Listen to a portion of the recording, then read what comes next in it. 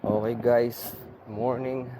Today is Wednesday and magra-ride out tayo. This time gamit natin itong ating bagong Punk Rider Pro.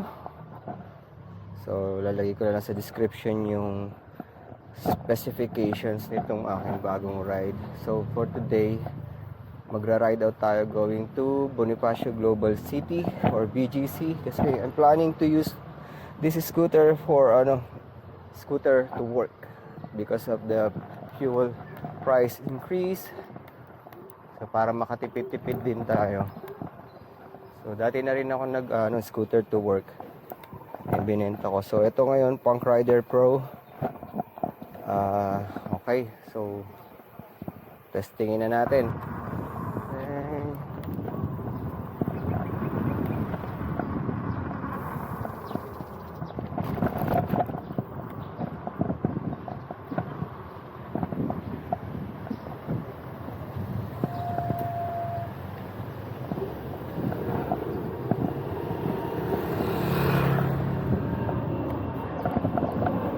Medyo aggressive guys yung Punk Rider, no?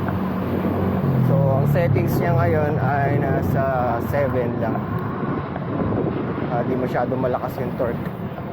Medyo masikip ang traffic sa Metro Manila, so baka makasagi tayo. Okay, we are leaving the Acacia Estate.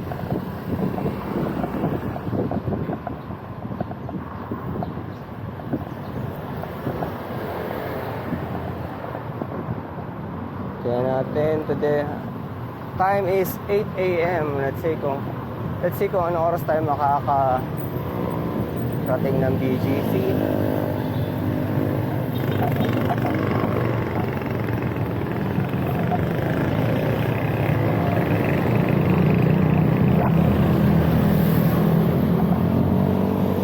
Okay, kagandahan dito, pwede kang tumawid sa pedestrian, no?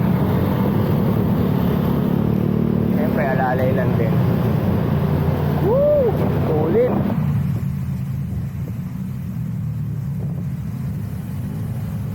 Top speed nga pala ng Punk Rider Pro is 55 kilometers, no? Na-test ko siya. Ang base talaga. Kaso medyo wobbly lang. So, kailangan natin ng steering damper. So, yung order ko na rin siya para safe tayo talaga. Hindi nagwa-wobble yung ating steering. Alright, so dito lang tayo sa bicycle lane. Okay. Tumama sa nguso.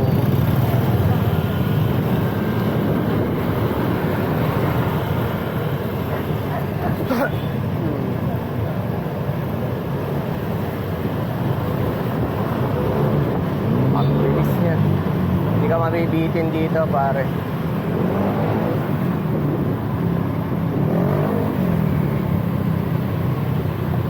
Okay naman sana mag-bike to work, kaso problema, when you arrive at the office, siyempre smelly ka na. So need mo mag-take ng shower at least 30 minutes. So kakain pa rin ng oras yun. So from Acacia Estate going to BGC, it's around sa office ay mga 4 kilometers. So malapit lang naman. Tumatagal lang talaga yung traffic dahil sa C5. So ngayon Thursday, medyo maluwag ang traffic dahil wala nang pasok and Holy Week. So marami na ring nag-work from home and naka-vacation mode na. That's the reason why we have this smooth traffic this morning. Ayan, grabe. Walang halos traffic. Dati kapag normal days, parang parking lot tong buong C6.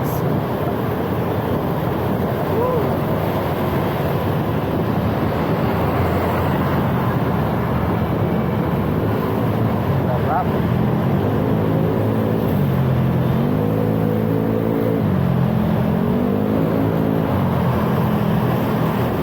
Maximum range nga pala na itong Punk Rider Pro based sa specifications nila, so tayo na advertise nila maximum of 70 kilometers per 70 kilometers. But it depends on the riding condition, ano.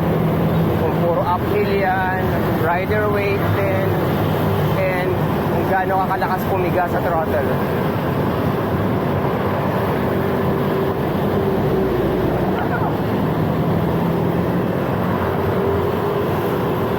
Siyempre kung lagi kang naka maximum speed, mabilis yung battery. And yan. Depende talaga sa riding conditions. So hindi ko pa sa range test. So nag-base lang ako sa mga YouTuber, mga reviewer nito, yung mga first owners. Parang maximum niya talaga para sa tamang riding condition lang is nasa mga 50 to 60. Oh, not bad. Magamit mo na rin siya ng 1 week scooter to work ka lang. Alright. So, dito tayo sa McKinley. Bilis, ano? Approaching SM Ora, Target.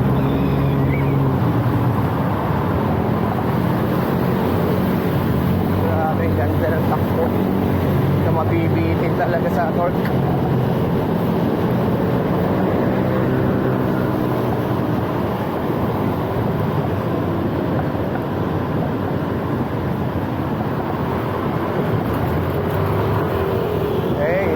Uphill. So SM Ora, Target, let's go. We are at 54 kilometers per hour. Tulin guys, kahit paakyat, kaya niya mag-top speed. Halimaw. Yeah.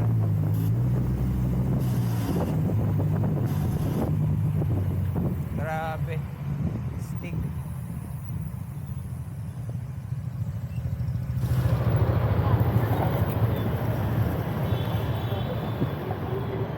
Oh, kamote mode.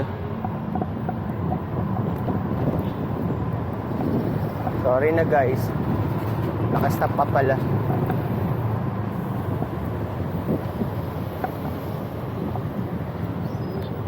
Excuse me. So, para lang din siya motor. Singit-singit, singit-singit.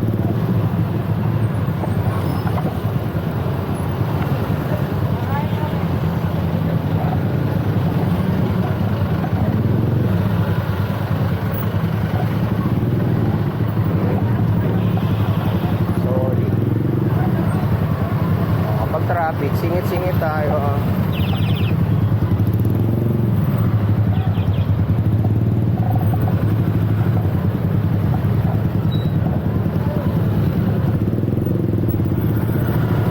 Lang.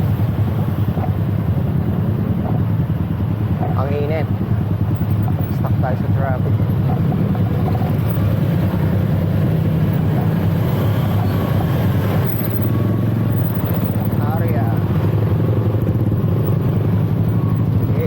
Biga.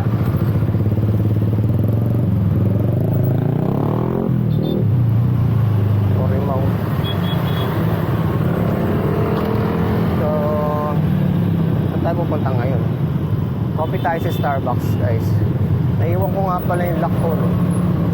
So, sa BGC, recommended ko dito na lock. Ay, ang bihira. Inabot tayo ng stop. Kaya mag-u-turn na lang tayo.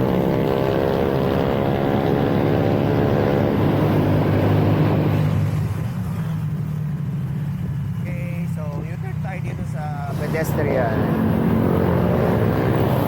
Hindi mo yan magagawa sa motor.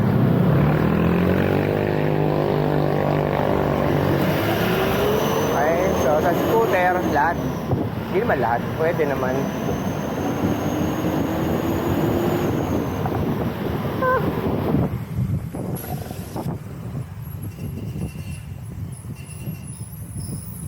Tayo po biyahe, 5 minutes. Alright.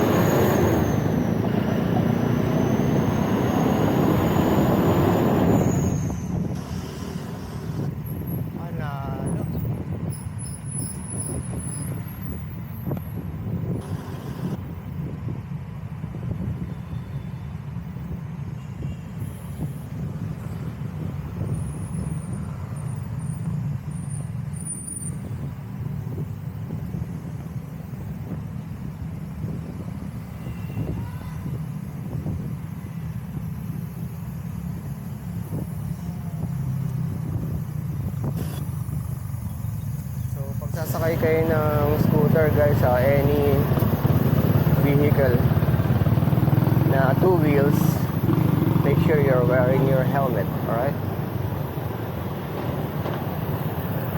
Okay, so andito tayo sa BGC. Okay, bilis lang ano.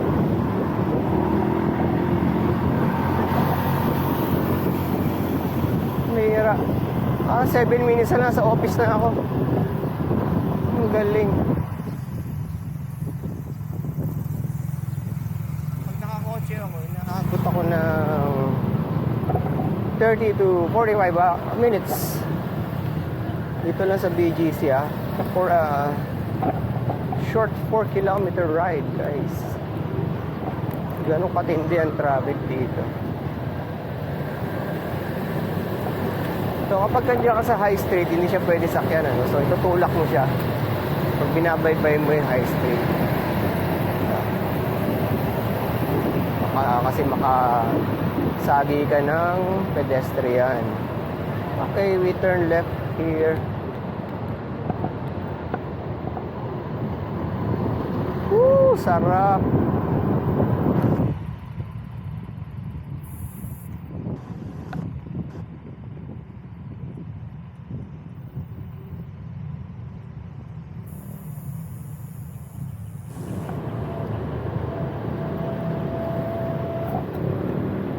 Wow. Tayo sa pedestrian.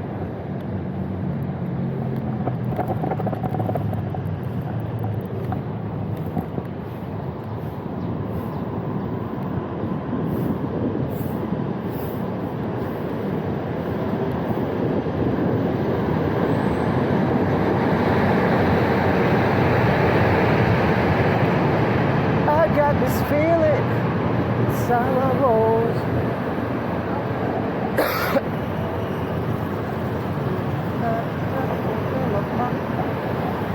Ramon, dito na tayo sa office. Ang bilis. Ayun.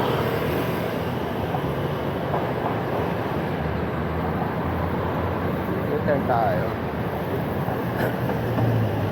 So, ina-try kong mag-ask ng permit para pag dinala ko to sa office, pwede ko siyang dalhin sa aming office and lagay ko siya sa where.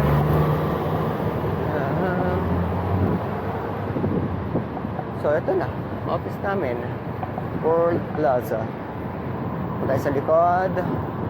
So, sa-simulate ko lang yung magiging ruta ko, no? Pagka nag-scooter to work ako. So, ito. Entrance ng parking. Kung mag-decide si office na i-park sa baba. Or, payagan na akong dalhin sa taas. Sinend ko na yung specification ng scooter ko sa HR and let's see kung i-allow. Kung hindi, magbabayad tayo sa baba, which is 500 pesos a month. Not bad. If you compare it to sa daily rate ng parking ko, 260 to 290 a day. Para sa 8 to 9 hours na parking dun sa Bonifacio stopover or sa Parkade. Mga mahal ng parking dito. As in. Okay, so wala tayo sa Starbucks and magko-coffee tayo.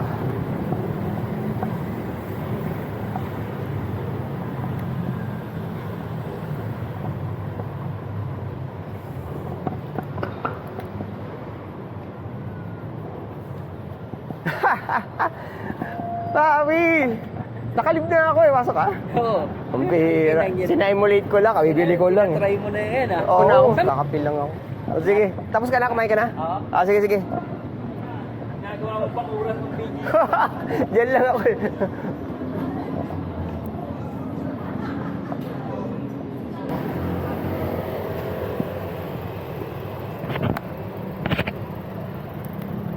Okay guys, so tapos na tayo mag-coffee, no? Balik na tayo sa Acacia Estate. From 30th Street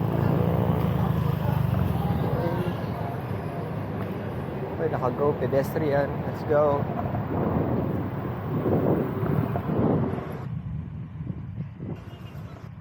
So yung battery natin nasa 92% pa. So,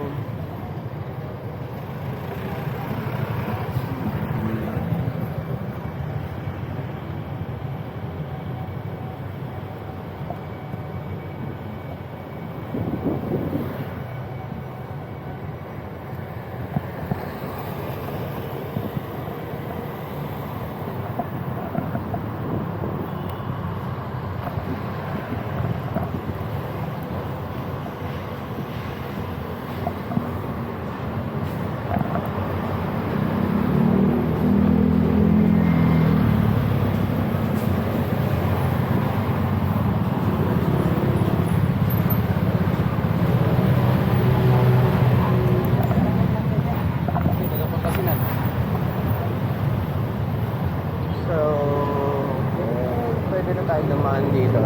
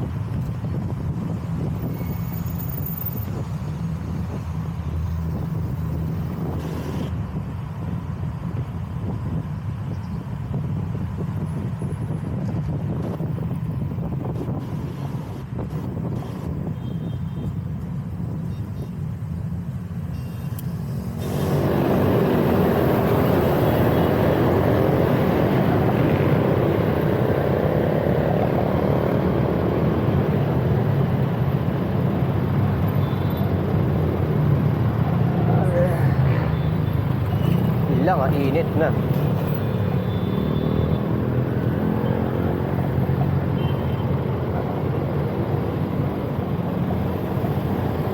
Bukan kaya natin magmakin.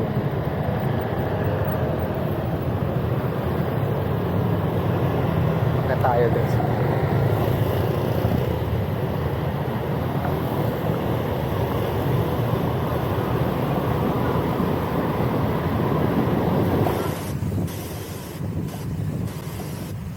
Kaya naman pala.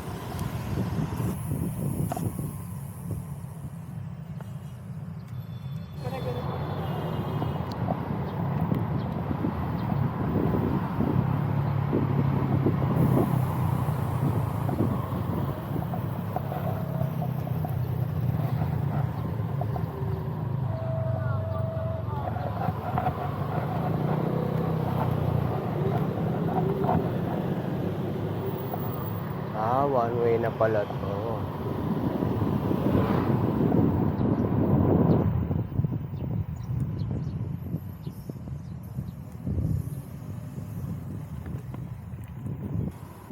Lakas.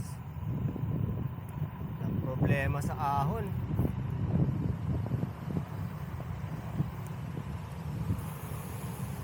Wala. Ano nangyari sa'yo?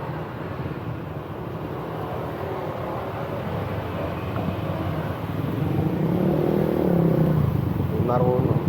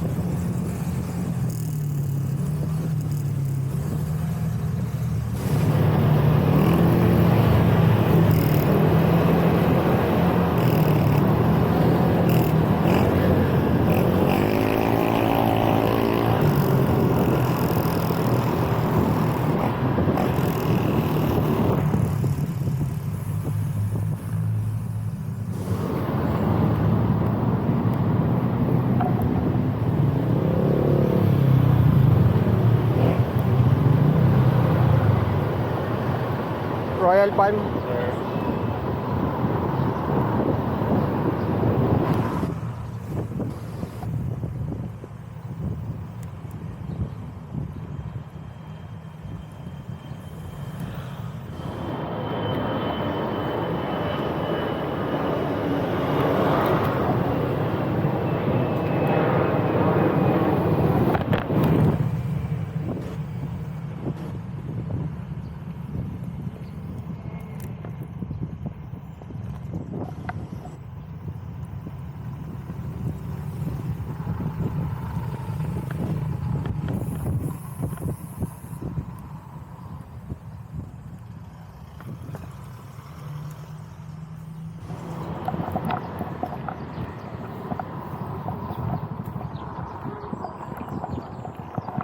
Okay, so we are here.